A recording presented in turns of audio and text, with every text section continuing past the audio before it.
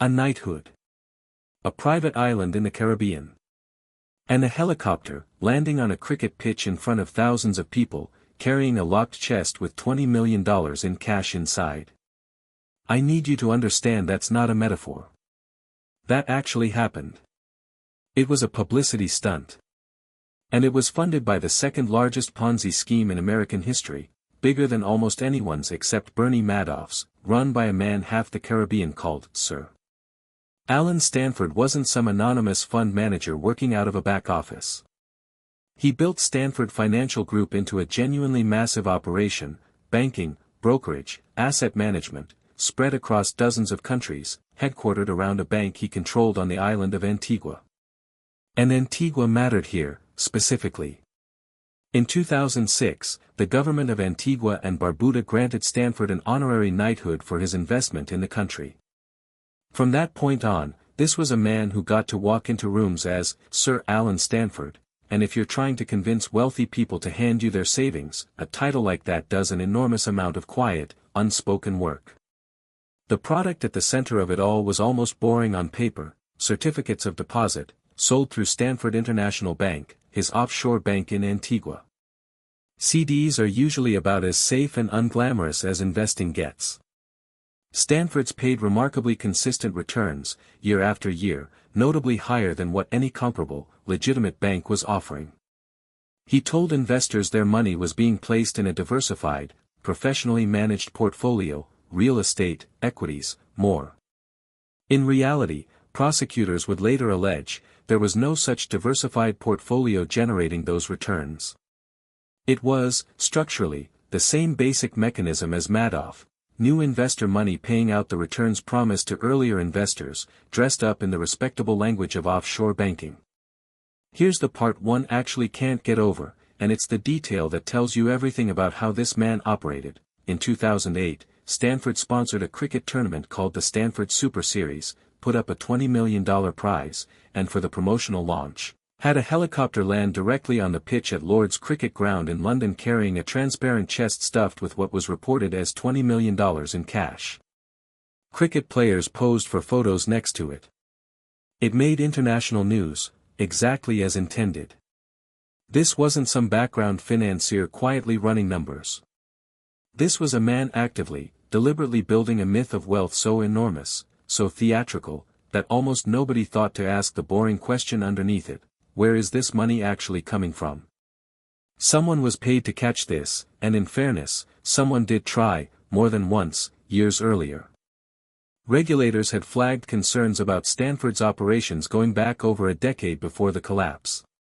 Some analysts and journalists had questioned publicly how an offshore bank could consistently outperform virtually every legitimate comparable institution, year after year, without any transparent explanation.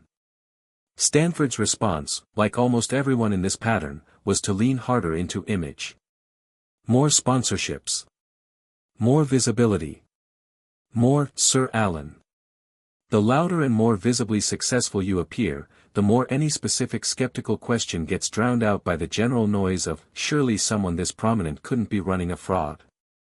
The person who ultimately did the most damage to Stanford wasn't an outside regulator. It was James Davis, Stanford's own chief financial officer, and, this detail matters, his college roommate from decades earlier. Davis had been inside the machine from close to the beginning. When the walls started closing in during the investigation, Davis pleaded guilty and became the government's central cooperating witness, walking prosecutors through exactly how the fraudulent returns were manufactured on paper. It's a pattern that shows up again and again in this channel. These schemes rarely fall apart because an outsider finally cracks the code. They fall apart because someone already on the inside decides the story isn't worth protecting anymore. It's worth pausing on why he built this specifically in Antigua, and not, say, New York. A tiny island nation gets an enormous, disproportionate benefit from hosting a single major financial institution: jobs, investment, prestige. That gives a local government real incentive to be a friendly, uncritical host rather than a skeptical regulator. Stanford didn't just find a jurisdiction with weak oversight. By most accounts, he actively cultivated one, becoming so economically significant to Antigua that scrutinizing him too closely would have meant scrutinizing a meaningful chunk of the country's own financial identity. In February 2009, barely 2 months after Madoff's own arrest had already put the entire industry on edge, the SEC charged Allen Stanford with orchestrating a massive fraud through Stanford International Bank, alleging roughly $7 billion in fabricated returns funneled through fraudulent CDs. Stanford was arrested later that year.